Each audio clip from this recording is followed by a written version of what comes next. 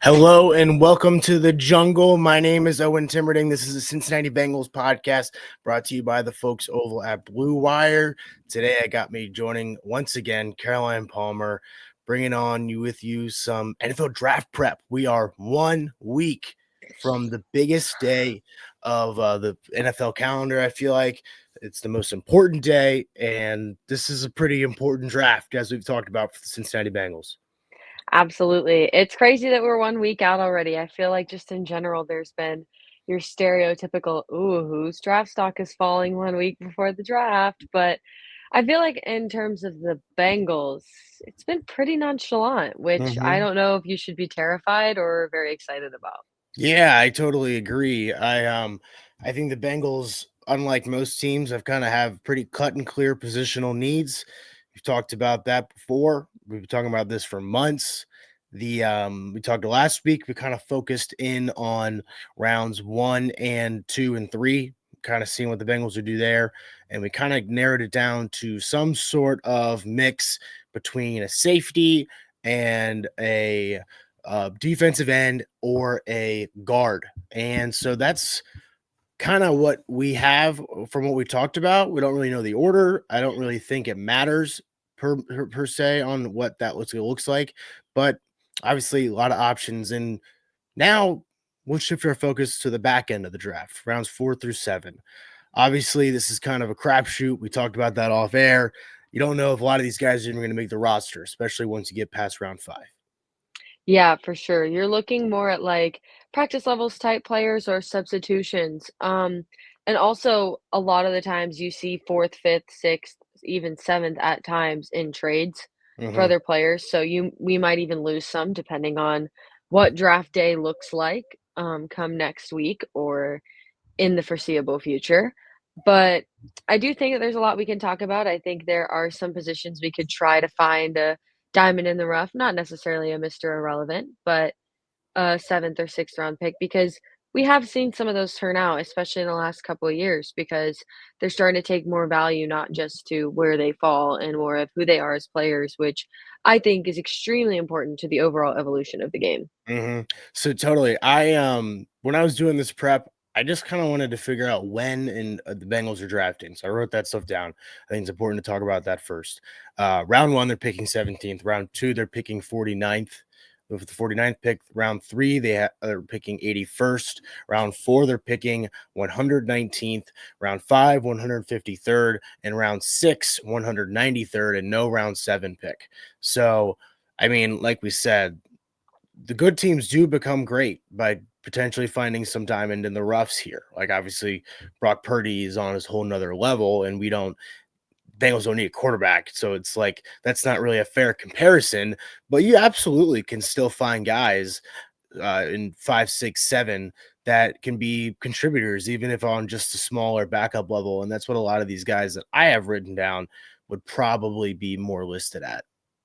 Yeah, we talked about this off cam, but I spent more of my time looking into positional Hmm. needs, especially in terms of like where they could potentially find development grabs, because we do know that obviously you have the triad of Chase, Higgins, Burrow on offense.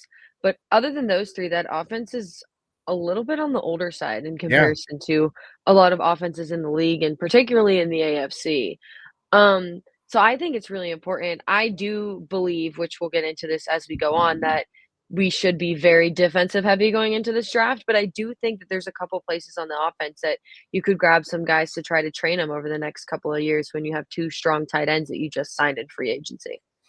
So I think that's a really great start. And you can go after me with this, but I wrote down kind of what I thought the Bengals order would be for draft. And honestly, we said this would be kind of more 4, 5, 6, 7 focus, but we can make this all about the draft. This is kind of our big draft preview. So round 1, I have the Bengals probably taking a defensive end. Mhm. Pretty cut and dry. I've decided that that's what that's going to end up being. Round I think 2, it should be. I think it would be yeah. surprising if it went any other direction at this point. I agree, and I'm loving that Mike Green is being mocked more and more to the Bengals because he had a great combine, and I think he's met with the Bengals a couple times, and I just kind of love what he's been shown on film. Round 2, I think they're going to hit a guard. Round 3, I think they're gonna go safety. Round 4, running back. Round 5, another guard. 6, another, and then we'll finish it out with either a safety or a defensive end. I am really curious on what your thoughts are on the Bengals potentially drafting a backup running back, especially in round 4, because that's where a lot of the guys who were great college dudes, but aren't those Ashton Genties, aren't those day one guys. And you can afford to draft a running back in round 4, and they can be pretty high level contributors. Yeah, I was actually just having a conversation with someone this morning about Ashton Genty, Mhm. saying that they had heard that he was gonna go number 1 overall, and I was like, I don't know where "No you heard that. disrespect to Yeah. Ashton Genty, because he was a fantastic player for Boise State. He is not a generational number 1 overall pick. Most mock drafts have him falling outside of the top 10. Hmm. Unfortunately, even though we just had this fantastic one-of-a-kind season from Saquon Barkley, and you can argue McCaffrey the year prior, the running back position is losing value in comparison to the positions around it. And I think one of the stories that I really like, and it reminds me of like when I saw the Bengals were going to go fourth, fifth, I think he was undrafted. So this is like kind of like not exactly the same, but Philip Lindsay, does that Hmm. name ring a bell to It you for does. Great Denver? fantasy guy for a couple years. Yes, his story was phenomenal of how he got to the league. And again, with you only having one solid running back right now and seeing that some of the most successful teams in the league either had an extreme rusher at quarterback and one strong running back or two strong running backs like you see in Detroit, Hmm. Bengals don't really have that right now. Yeah. And a 4th round guy is a good staple just to have in there, and you can kinda throw any type of running back, halfback, fullback in right away because his snap count is crazy at that position at this point. I think you made an interesting point about the running back position in general, is that probably that position more than any, you can draft a guy on day 3 and they can be day 1 contributors. Because here's the thing about running backs is, again, more than any other position, you don't really know until they're out there on the field. You can grade a guard, you can grade offensive guys because it's kind of the same thing every time and you can see their strengths and weaknesses. But I feel like that's why these guys like Chase Brown is a great example. He had a great college career. I didn't really know a lot about him until the Bengals drafted him. And now he is the Bengals' number 1 running back. He took Joe Mixon's job and he has solidified himself as probably a top 15, maybe as high as 12 running back in the NFL, personally. And he's Mhm. versatile and he kind of fits what the Bengals need. He wasn't a round 2 pick. It's like you can find guys, especially at the running back position, and you consistently see it every single year. Undrafted free agents who are running backs excellent, um, who make instant impacts. Giovanni Bernard was a day 2 draft pick for the Bengals. He was the first running back taken in that draft. He was awesome for 5 or 6 years right in a row. Mhm. Joe Mixon, say what you want to say about why he fell to the Bengals, but he did, and he was a round 3 pick. So it's like these running backs consistently grade in rounds 3, 4, 5, and we keep seeing high level production out of guys, and that's why I'm very pro the Bengals taking a running back in probably with their fourth round pick.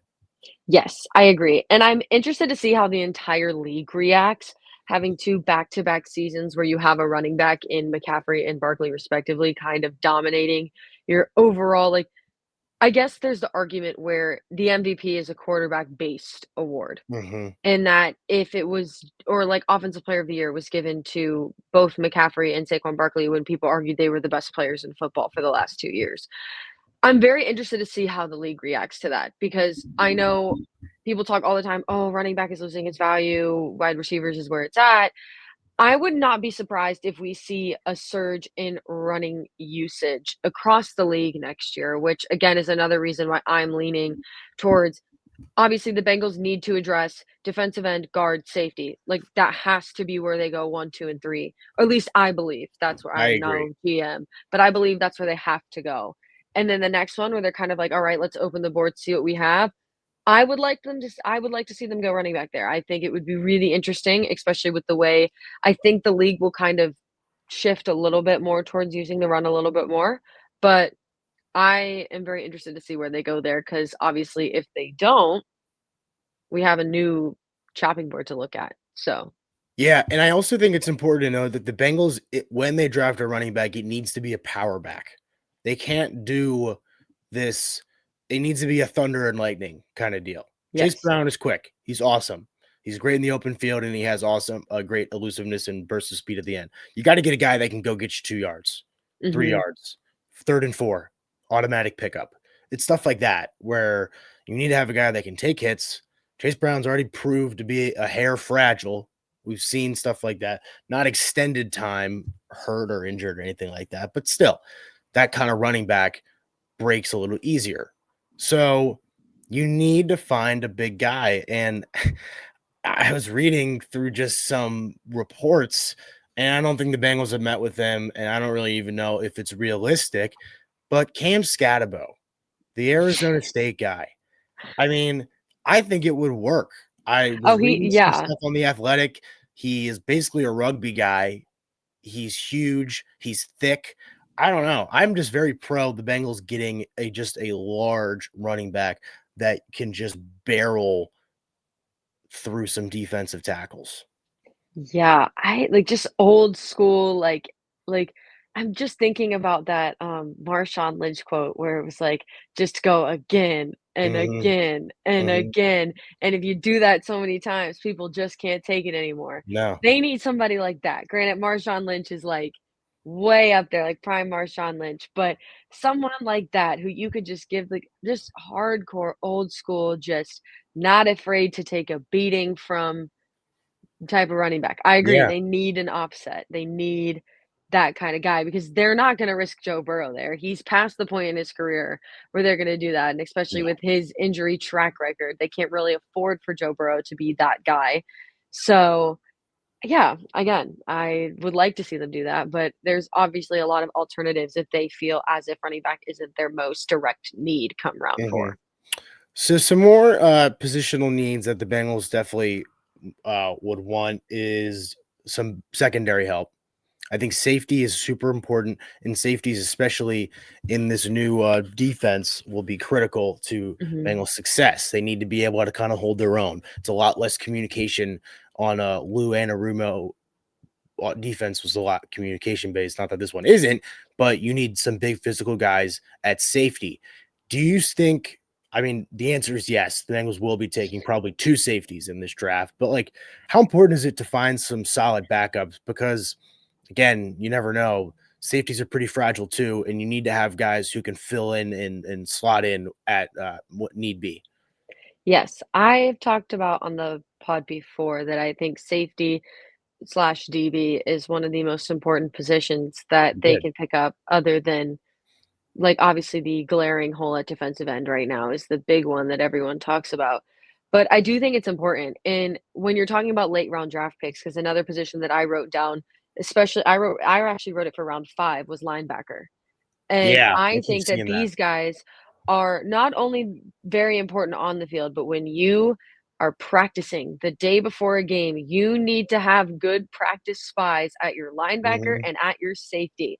So if they are not going to use them in terms of actual physical on field production, you need guys who can still give you that to set up your Joe Burrows, your Chase Browns, your Jamar Chase, your T. Higgins to be successful. If you have these intelligent backs in your practice squad, you're set up for success. I mean, you've seen quarterbacks all the time. I think it was Mahomes that talked about practicing with their practice squad and just how smart some of those guys Yeah. are. And it makes it easier for them to be so successful in the game. And you're talking about one of the most successful sports dynasties in the last 10 years in the Kansas City Chiefs. Like, I think the late rounds are so important that you pick up intellectual guys because I think the practice squad is just as important as who you actually put on the field come Sunday.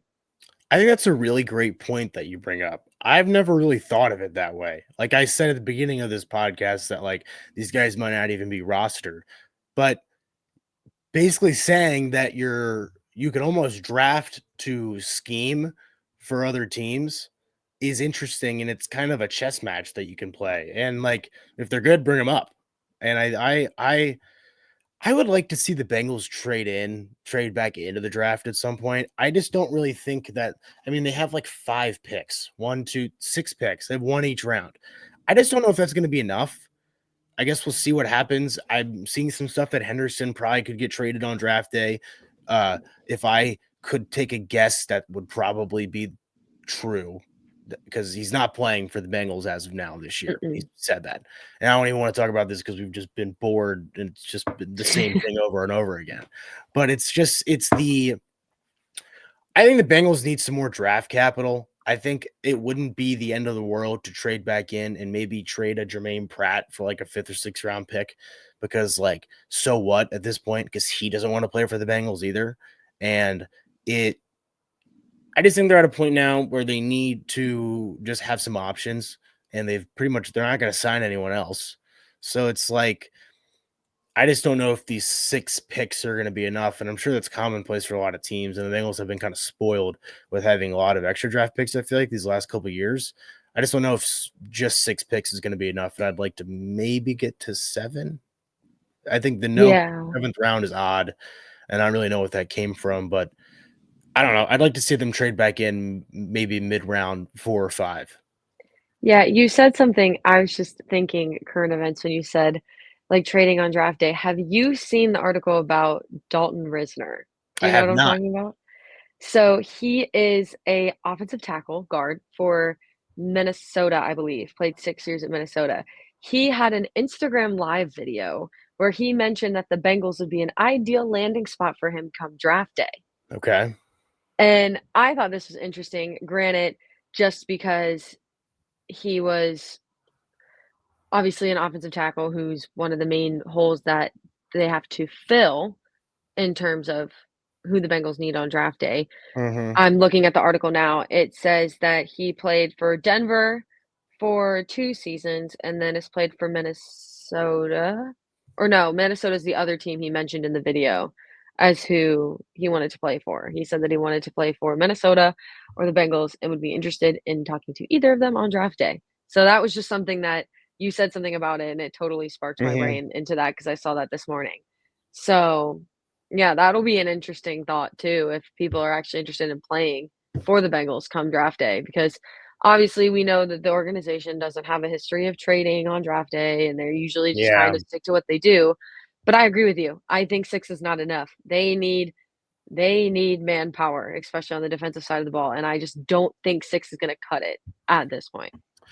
So another position, I agree with everything you said, by the way. I think that's a great point, and I think I'm happy we're on the same page of just like that 6 is just seems too low for how much weight we've put on this draft. It just doesn't seem like Mhm. enough.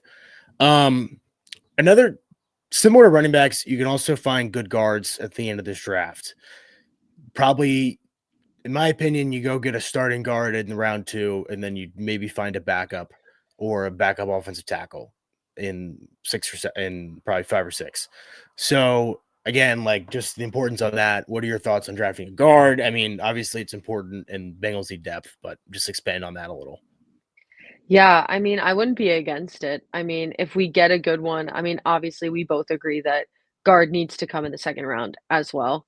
That you need to get one of the good ones while they're still available. I mean, there is the few percentage of people that think they would even go guard in the first round, which I think most Bengals fans will probably throw stuff at their TVs if they go guard in the first round, I think at this Mhm. point. But I do agree we need to get a good one. I wouldn't be opposed to seeing guard because again, I've spoken at length on and off cam that I believe offensive line is the most important position on the football field, period. So again, I wouldn't be opposed to that. I think building a good line around a young quarterback, franchise quarterback is never a bad idea. I just would be more interested in seeing them get more defensive, like, manpower, I personally. agree. Again, I wouldn't be upset with it. It's not like, oh, they're gonna get a kicker with their 7th round pick. Like, No. and we're not talking about that here. But personally, I'd like to see defense, but I'm not gonna be upset about it if I see them get a 2nd or even a 3rd guard in this draft. I agree. Shift a little away from the Bengals. The NFL draft, I did you see this Cam Ward thing? when he was on streaming Fortnite or Yes, something? I did see this. I think it's weird. I also think we all kinda knew he was going number 1.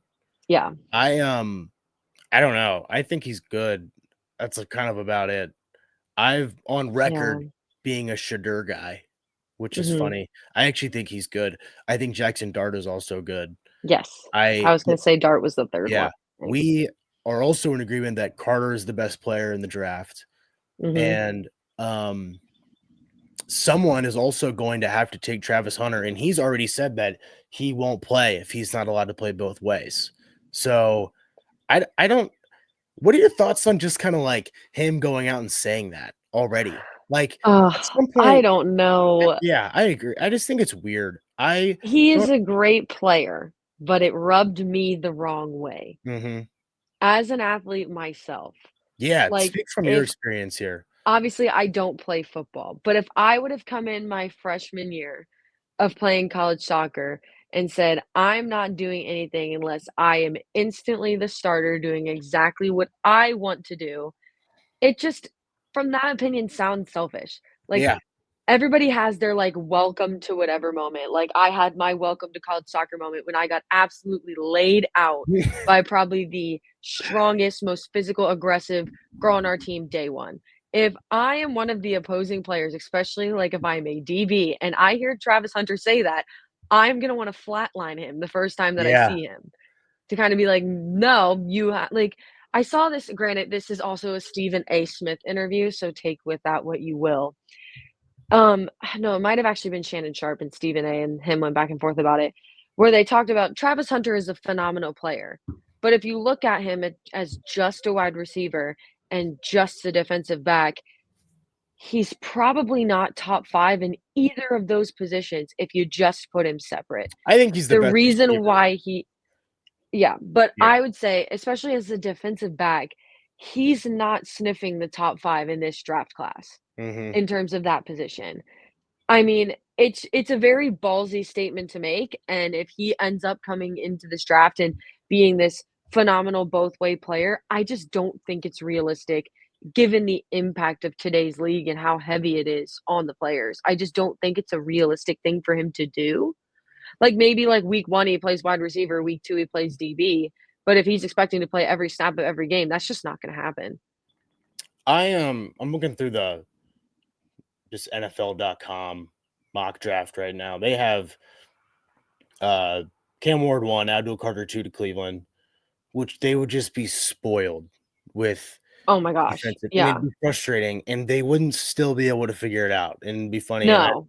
all my Cleveland friends are, at peace with that, that they're going to draft out Blue Carter, and it's not gonna work, which I feel bad a little bit, but not too much. I think it The will work, they just won't be able to score points, so nothing's Well, gonna be yeah, able to it's kinda happen. the Like Bengals inverse. yes. Then Travis Hunter, 3 to New York.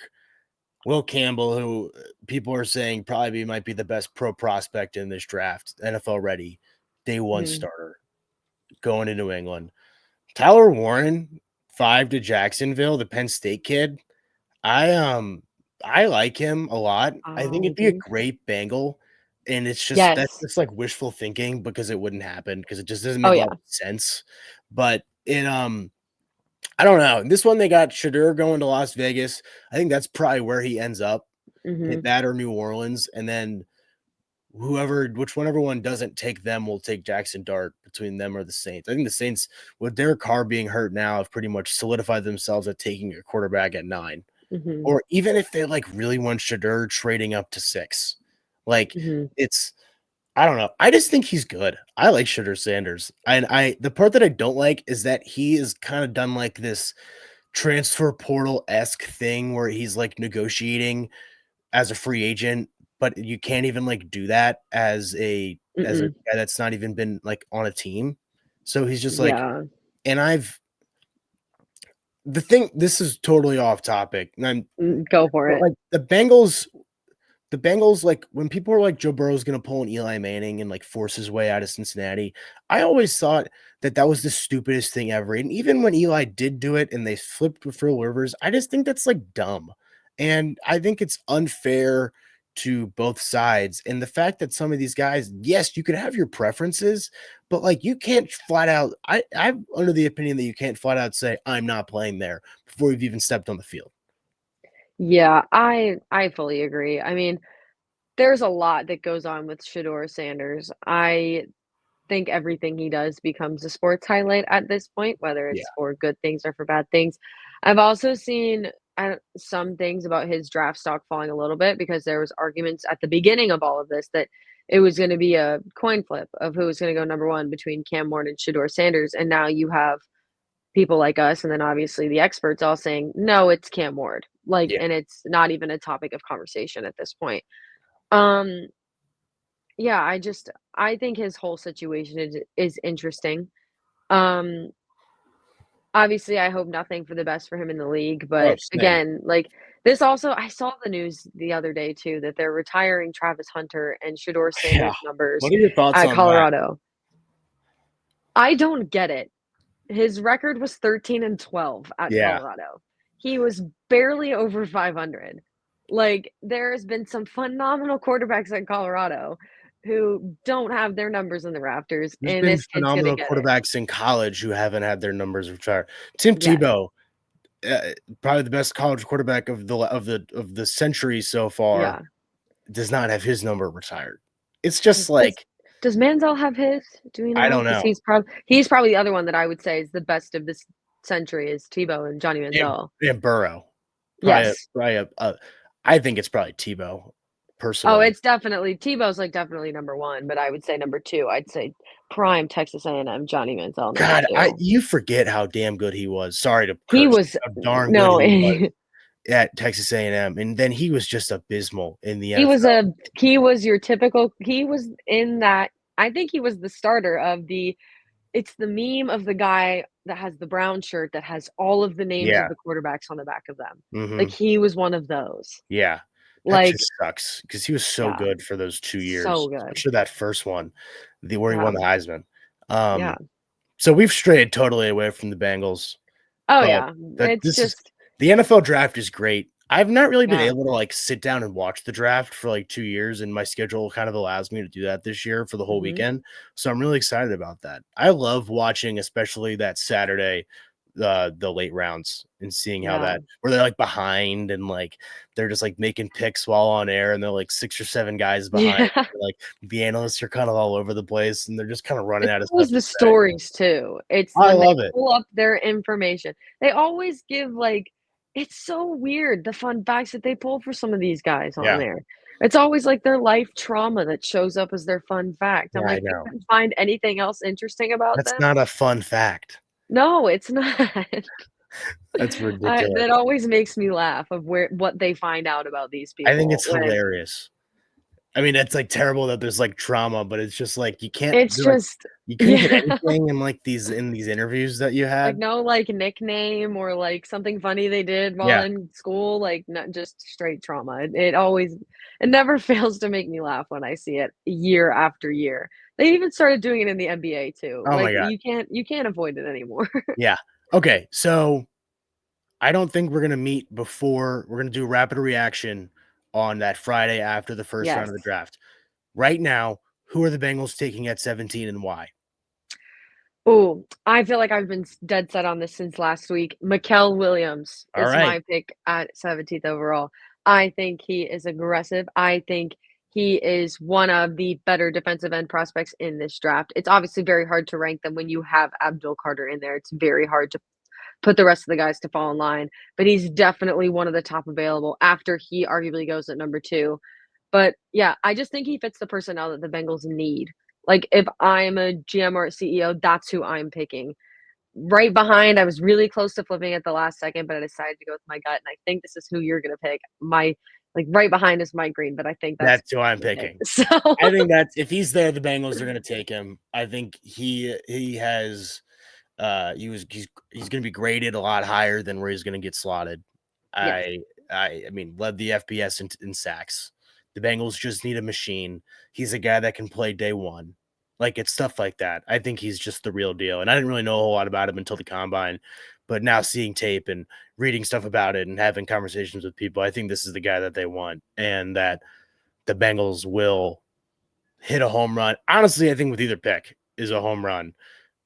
But like we've talked about it, you gotta make the right one because this is Yes. important. This is very, very critical. So I mean, Yes. and it's interesting. And then, like you said, we'll get together next Friday and give our opinion, and then maybe kind of see where the Bengals are going, look at best availables and stuff like that. The Bengals are also in a fun spot where they can take kind of just best availables Yes. for a lot of the draft, which I Mhm. think is different than most years. And I've kind Yeah, of it's a good spun position my to be narrative. in. Yeah, I spun my narrative. I was really kind of annoyed that they were picking 17 because you're always just like middle of the pack, like not good enough to make the playoffs, but not bad enough to have a top 10 surefire, like easy guy to pick.